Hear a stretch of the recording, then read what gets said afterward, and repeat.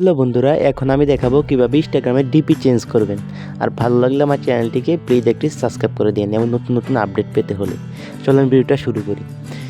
আপনার ফোনে যে ইনস্টাগ্রাম আছে ওই অ্যাপটার মধ্যে আপনি চলে যাবেন।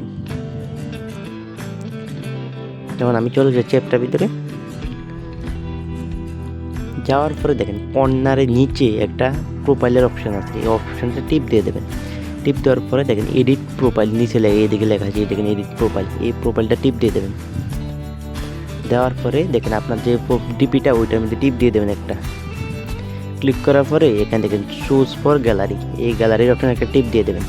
টিপ দিয়ে আপনার যে ফটোটা ভালো লাগে ওই ফটোটা আপনি দিয়ে দেবেন, যেটা মানে চেঞ্জ করতে চান। আর এই যদি নাও দেন চলে তাহলে সব ডিলিট করে দেবেন। যেমন আমি এটা বিরাট কোহলির ছবিটা দিয়ে ডান দিয়ে দেবো। তারপরে প্রোফাইল ফটোর পিকচারটা এসে পড়বে একটু আপলোড হওয়ার পরে। এই দেখেন আপলোড হয়ে যাচ্ছে।